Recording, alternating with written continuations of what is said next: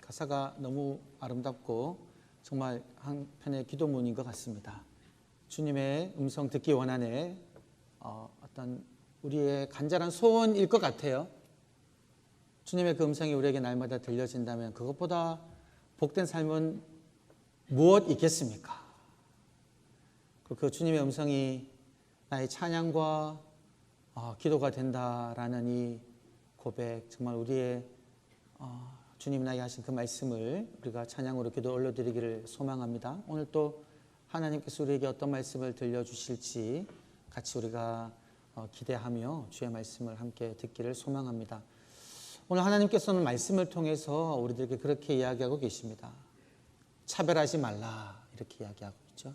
1절을 보게 되면 사람을 차별하여 대하지 말라, 차별하지 말라 이렇게 이야기하는데, 성경의 언어로 풀어보면 차별하지 않는다라는 것은 사람을 그 외모로 취하지 않는 겁니다.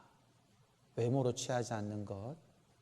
그러니까 겉으로 드러나는 특징으로, 내가 누군가를 보았을 때 겉으로 드러나는 그 사람의 생김새라든지 인종은 쉽게 드러나지 않습니까?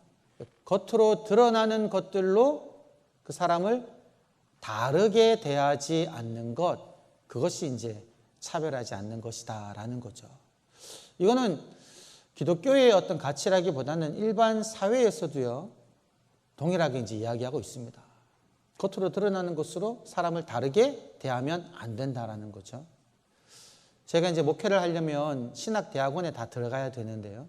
신학대학원에 들어가기 위하여 지필시험을 보고 마지막에 그 신대원 교수님들과 면접이 있습니다. 그 면접은 그 사람의 인성이 어떠한지, 그리고 적성이 이제 이 목회자로서 하기에 적합한지를 면담을 통해, 대화를 통해 살펴보기 위해서 면접을 하는데, 그런데 그 면접 자리에서 만약에 여러분, 그 면접하시는 교수님이 신대원에 지원한 사람의 생김새만 보고 당신의 얼굴이 목회자를 하기에는 너무 우락부락합니다, 안 됩니다라는 그 판단으로 그 사람을 떨어뜨린다면 말이 안 되는 거지 않습니까? 이게 차별이라는 거죠. 여러분, 축구를 좋아하시는 분들은 많이 즐겨보실 것 같아요. 근데 축구 보실 때 어떨 때 여러분 속에서 이렇게 끓어오르는 감정을 느끼십니까? 선수들이 다 제대로 잘하고 있는데 심판이 편파 판정을 하는 거예요. 공정하게 축구의 규정에 따라서 휘슬을 불어야 되는데 그렇게 하지 아니하고, 예를 들면 동양인에 대한 차별적인 생각 때문에 과하게 휘슬을 분다든지, 혹은 뇌물을 받아가지고 계속해서 경고, 옐로우 카드, 레드 카드를 준다면 이 경기가 제대로 되지 않는 거죠. 이게 이제 차별이 되면 그 재미난 경기가 엉망이 되어버리는 겁니다. 재판정도 마찬가지지 않겠습니까, 여러분? 재판관이 법에 따라서 공정하게 재판해야 되는데 그 공정하게 재판하지 아니하고 사람의 외모를 따라, 그 사람이 가진 것을 따라서, 그 사람의 배경을 따라서 법을 편파적으로 적용한다면 재판정에 대한 신뢰가 사라지고요, 사회 질서가 무너지게 된다는 겁니다. 그러니까 이 차별하지 않는 것, 겉으로 드러나는 것에 따라서 다르게 대하지 않는 것, 이것은요, 일반 사람들도 다 지켜야 하는 사회 질서를 유지하기 위해서도 반드시 필요한 것이다라는 겁니다. 그런데 여러분, 우리 기독교인들은요, 우리가 사람을 차별하게 대하지 말아야 할, 겉으로 드러나는 것으로 사람을 다르게 대하지 말아야 할 더 중요한 이유가 있는 겁니다. 그 더 중요한 이유는 무엇이냐면요, 우리가 믿고 있는 하나님이, 우리의 구주 되신 예수 그리스도가 사람을 그렇게 차별하게 대하지 않으셨다라는 거죠. 겉으로 보이는 것을 따라서 하나님께서 다르게 대하지 않았다라는 겁니다.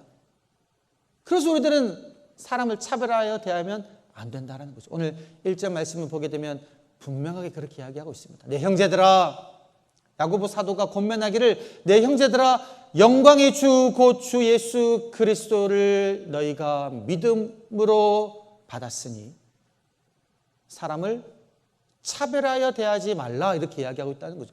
내가 예수를 믿는 사람이라면 다른 사람을 차별하여 대하면 안 된다라는 겁니다. 이거를요, 원문을 좀 살펴보면 이렇게 좀 단순하게 되어 있어요. 내가 예수를 차별하는 마음과 함께 믿지 말라는 겁니다. 그러니까 믿음과 차별하는 태도를 동시에 가지고 가서는 안 된다는 거죠. 이 두 가지는요, 섞일 수가 없다라는 거예요. 예수 믿는 사람이라면 사람을 대할 때 겉으로 보이는 것을 따라서 다르게 대하면 안 되고 또 대할 수도 없다라는 거죠. 우리가 진정 하나님을 믿는 사람이라면 사람을 그렇게 대할 수가 없다라는 거죠. 여러분, 하나님의 성품을 묘사하고 있는 성경의 여러 가지 구절들 중에 신명기 10장 17절부터 19절을 보게 되면 그렇게 이야기하고 있습니다. 여호와는 신 중에 신이고 주님 가운데 주님이신데, 그리고 크고 능하신 두려우신 하나님이신데, 여러분, 신들 중에 최고 신이고요, 주인들 중에 최고 주고 크고 능하시고 두려우신 이 하나님이신데, 이 하나님이 어떻게 행동하냐면요, 사람을 외모로 취하지 아니하시고 뇌물을 받지 아니하신다는 거예요. 외모를 봐가지고 나와 적합한 크고 능하고 능력 있고 두려운 사람들만 하나님이 교제하시는 것이 아니다라는 거죠. 외모로 취하지 아니하시고 오히려 어떻게 하시냐면 고아와 과부에게 정의를 베푸시고 나그네를 위하여 떡과 옷을 주신다, 이렇게 이야기하고 있습니다. 여러분, 고아와 과부는요, 의지할 데가 없는 사람입니다. 아버지도 없죠. 부모가 없습니다. 혈혈단신 혼자예요. 그리고 여러분, 남편도 없는 거예요. 의지할 데가 없는 겁니다. 이런 사람은요, 여러분, 다른 사람이 그 사람에게 막 함부로 대해도 이 사람은요, 어디에 가서 하소연할 곳이 없는 거예요. 억울한 일을 당해도 누가 이 사람을 위하여 탄원서를 내줄 그런 사람을 없는 사람이 바로 고아와 과부인데, 우리 하나님이 어떻게 하신다고요? 이 고아와 과부를 위하여 하나님께서 아무도 그 사람을 돌봐주지 않는다고 할지라도 우리 하나님께서 홀로 되어 있는 그 부모 없는 사람, 남편 없어서 의지할 데가 없는 그 사람을 위하여 하나님께서는요, 정의를 베풀어 주신다는 거예요. 그 사람이 억울한 일을 당하면 하나님이 그 사람을 위하여 일하신다는 겁니다. 나그네는 어떻습니까? 나그네는요, 땅이 없고 고향 땅이 없는 거예요. 이 나라 저 나라 이곳저곳 돌아다닙니다. 그러니까 법의 보호를 못 받는 거예요. 이 나라도 내 나라가 아니니까 그 나라 국민을 보호하기 위한 그 법의 보호를 못 받는 나그네. 먹을 것이 없어도 복지 사각지대에 있는 사람들인 거죠. 이 사람을 위하여 하나님께서, 그 나그네를 위하여 하나님이 먹을 것과 입을 옷을 주신다는 겁니다. 그분이 바로 우리가 믿는 하나님이시다라는 거예요. 그런데 이 하나님께서는 당신의 그러한 성품만 말씀하시는 것으로 끝나지 아니하시고, 내가 이렇게 하니까 나의 백성들아 너희들도 나그네를 사랑하라 라고 그렇게 명령하신 겁니다. 나그네를 돌보시는 하나님을 따라 우리 또한 나그네를 사랑해야 된다는 거죠. 함부로 대하면 안 된다는 겁니다. 그들을 차별하여 다르게 대하면 안 된다는 거죠. 성경에 보면 여러분, 고아이기도 하고 과부이기도 하고 나그네이기도 한 사람의 예가 있습니다. 바로 룻기서에 등장하는 룻이죠. 룻이요, 이방인 모압 땅에서 살 때는 나그네가 아니죠. 근데 그 땅에 온 유대인 남자와 결혼했습니다. 남편이 죽었어요. 과부가 되었습니다. 근데 그 시어머니가 고향 땅으로 돌아가기 위하여 룻에게 너는 이 땅에 남아 네 부모에게로 돌아가라 그랬을 때 돌아갈 곳이 없는 겁니다. 어떻게 보면 고아인 줄도 모르는 거예요. 더구나 이 룻이 그래서 시어머니를 따라서 유대 땅 베들레헴으로 갔죠. 그 순간부터 이 룻은요, 나그네인 겁니다. 과부요, 나그네요, 그리고 고아이기도 한 이 룻을 누가 돌보시냐면요, 하나님이 돌보시는 겁니다.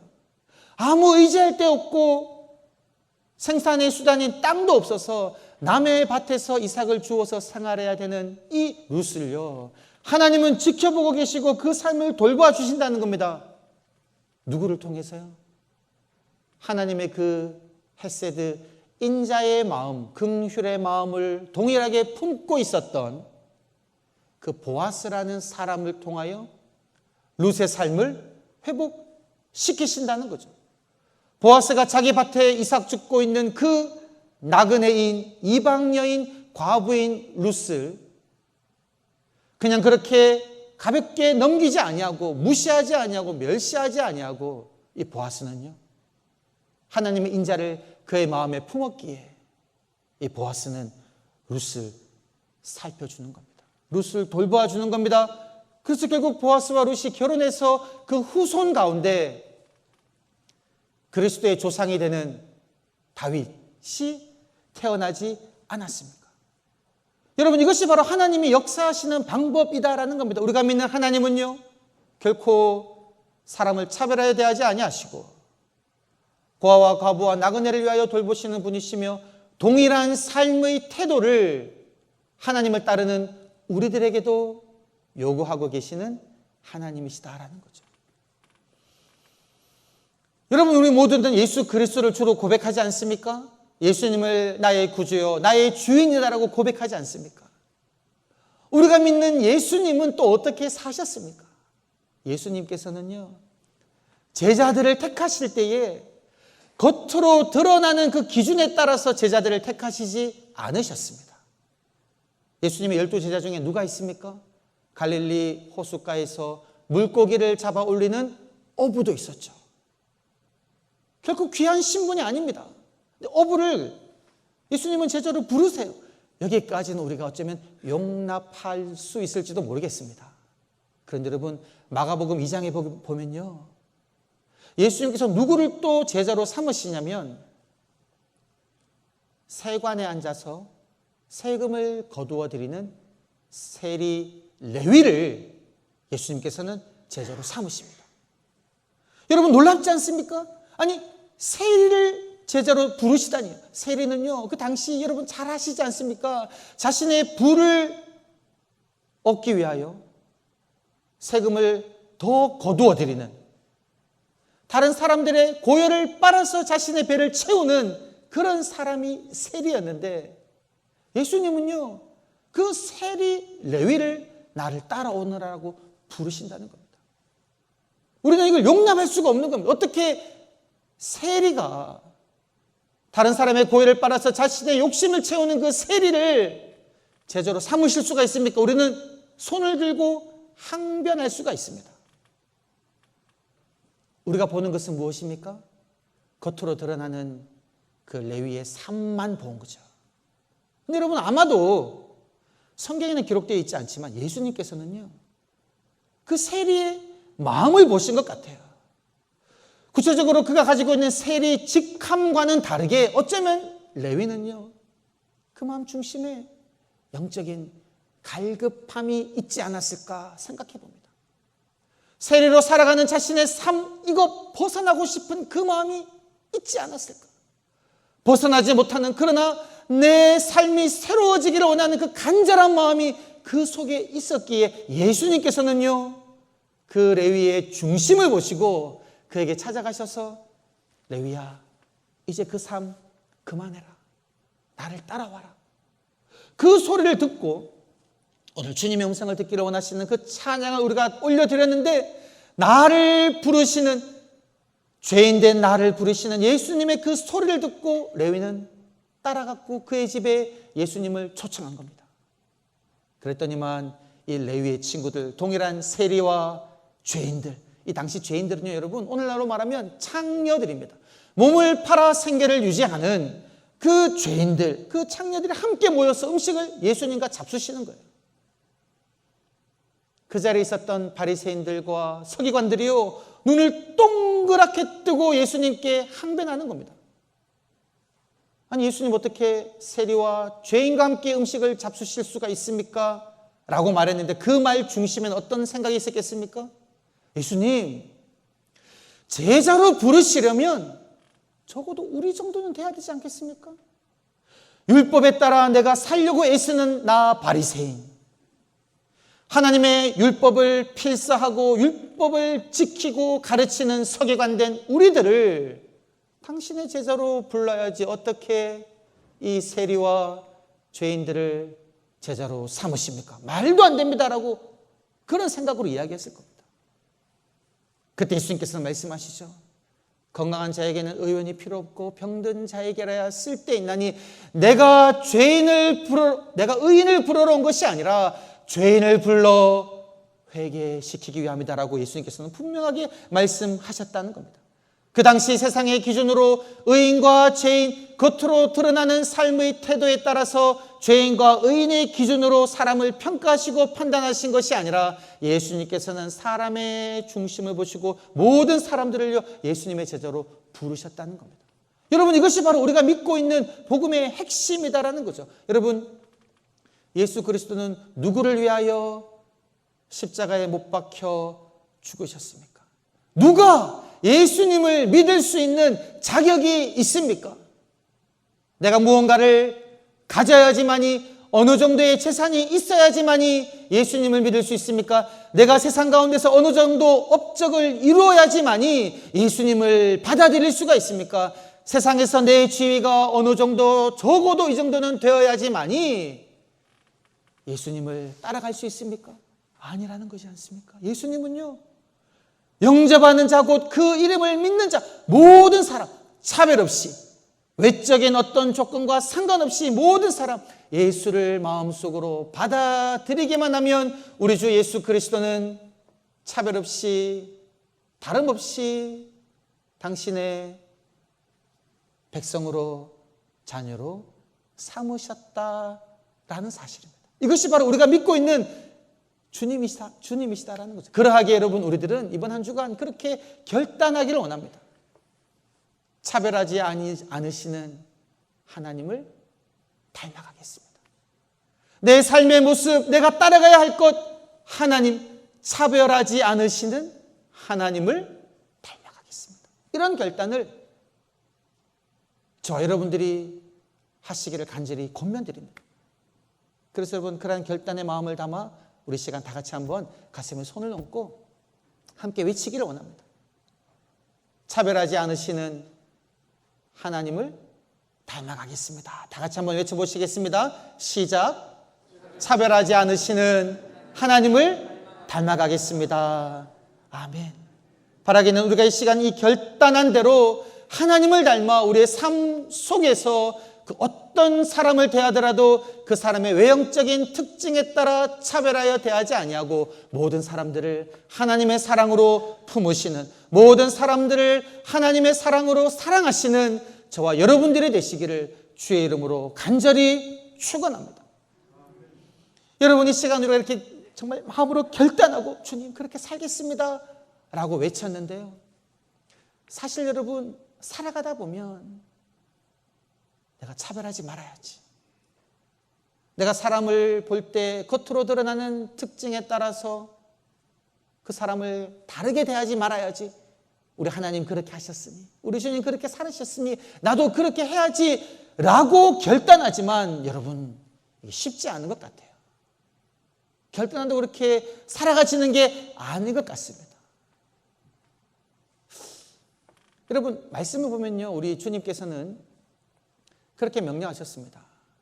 제자들에게 성령이 너에게 임하시면 너희가 권능을 받고 너희가 예루살렘과 온 유대와 사마리아와 땅 끝까지 이르러 내 증인이 되라라고 말씀하셨어요. 이 말씀 가운데는 이 복음의 대상자가, 구원의 대상자가 단순히 예루살렘에 있는 유대인들만이 아니라 유대인들이 적대시하는 사마리아에 사는 사람들도, 그리고 사마리아를 벗어나서 온 땅에 있는 유대인이 아닌 이방인들도, 그들에게도 우리 주님께서는 제자들이 복음을 증거하기를 원하셨다라는 사실을 알 수가 있습니다.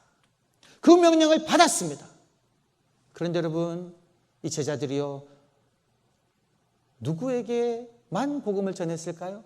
성경을 보면 놀라운 사실을 발견하게 되는데, 1차적으로 사도행전 2장을 보게 되면 성령이 그들에게 임했을 때 제자들이요, 그 마가 다락방에서 뛰쳐나가서 복음을 증거하죠. 선포하죠. 근데 그 1차적으로 복음을 들었던 사람들은 누구냐면 유대의 명절을 맞아서 온 각지에 흩어져 살았던 유대인 디아스포라들이 와서 그 말씀을 들었습니다. 그래서 1차적으로 3,000명 회개한 그 사람들은요, 교회로 들어온 그 사람들은 유대인이었다는 거예요. 그래서 유대인들에게 복음을 증거하는 겁니다. 그런데 하나님이 원하시는 것은 그것이 아니었기 때문에 하나님께서는요, 빌립에게도 성령으로 감동하게 하셔가지고 빌립이 누구에게 복음을 증거하냐면 에디오피아 내시, 이게 복음을 증거하죠. 이방인에게 복음을 증거했습니다. 그리고 베드로도요, 사도행전 10장을 보게 되면 하나님께서 베드로에게 특별히 환상 가운데 나타나셔가지고 내가 깨끗하다고 한 것을 네가 부정하다고 말하지 마라 라고 말씀하시면서 베드로에게 찾아온 이방인 백부장 고넬료, 이 집에 찾아가가지고 그 고넬료의 집안에 함께 있는 그의 가족들과 친척들에게 복음을 증거합니다. 그때 한 말이 믿는 사람들에게는 죄 사함을 얻게 하시는 복음을 선포했습니다. 믿는 사람. 그래서 베드로가 그 이방인 고넬료 가정에 복음을 증거했을 때 성령이 그들에게 임하고 그들이 예수 그리스도를 받아들였다는 거예요. 이런 역사가 일어났습니다. 그런데 이런 역사가 일어나고 난 다음에도요, 예루살렘에 핍박이 일어나가지고 예루살렘 교회 사람들이 흩어져서 안디옥, 구브로, 구레네라는 유대 땅이 아닌 곳으로 가서 복음을 증거하는데 사도행전 11장을 보게 되면 이들이 유대인에게만 복음을 전했더라, 이렇게 이야기하고 있다는 거예요. 아니 여러분, 하나님께서 에디오피아 내시에게도 복음을 증거하고 이방인 고넬료도 복음을 받아들여 변하는 것을 그들이 소식을 들었음에도 불구하고 여전히 이들은 누구에게만? 유대인에게만 복음을 증거하고 있었다는 겁니다. 아직 그들은 깨어나지 못했다는 거예요. 뭐요? 민족적 그 울타리를 벗어나지 못했다는 겁니다. 유대인만 예수를 믿고 하나님의 백성이 된다는 그 틀을 아직 깨트리지 못했다는 거예요. 그러다가 사도행전 11장 20절을 보게 되면 구브로와 구레네에서 온 몇 사람이 헬라인에게 복음을 증거했다라고 이야기하고 있습니다. 그 결과 세워진 교회가 안디옥 교회예요.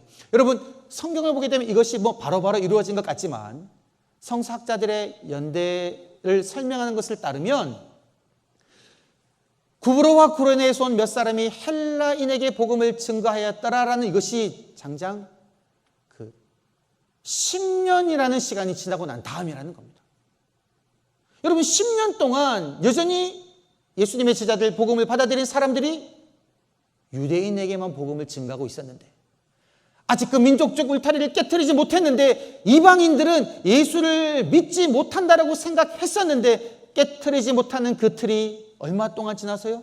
10년이라는 시간이 지나서야 깨어지기 시작했다는 겁니다. 몇 사람이 헬라인에게 복음을 증거하니까 이 헬라인들도 복음을 받아들였고요. 말씀을 보게 되면 주의 손이 그들과 함께 하셔서 허다한 많은 사람들이 돌아오기 시작했다는 겁니다. 그래서 이 안디옥 교회를 통하여 바울이 파송되고요, 수많은 사람들이 복음을 듣게 되었다는 겁니다.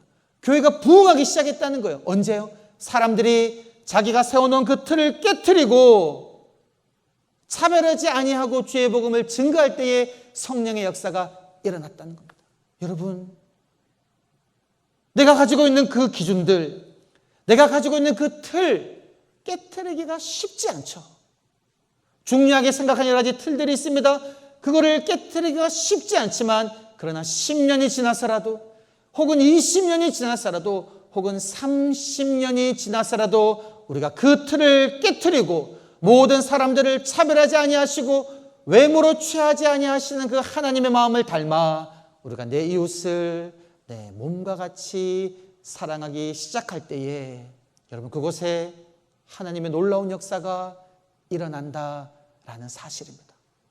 깨트리기가 쉽지 않지만 우리가 나아가야 할 그 지향점은 무엇입니까?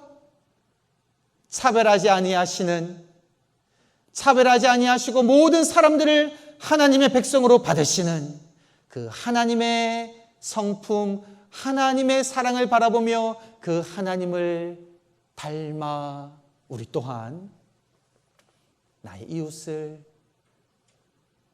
외형적인 특징에 따라 다르게 대하지 않고 내 몸처럼 사랑해야 한다는 거죠.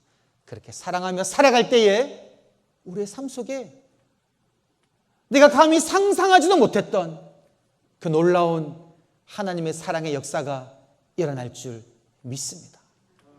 우리가 이번 한 절 외침처럼 차별하지 아니하시는 하나님을 닮아가겠습니다. 이 결단대로 살으심으로 말미암아 하나님의 그러한 귀한 역사를 경험하시는 저와 여러분이 되시기를 주의 이름으로 간절히 축원합니다. 하나님, 내 마음 가운데 두고 있는 울타리 벽들은 무엇입니까? 차별하지 아니하시고 모든 이들을 받으시며 그 중심을 보시고 사랑으로 품으시는 하나님을 닮아 우리 또한 내 이웃을 내 몸처럼 사랑하며 살아가게 하여 주시옵소서. 감사드렸고 구주 예수님의 이름으로 기도드리옵나이다. 아멘.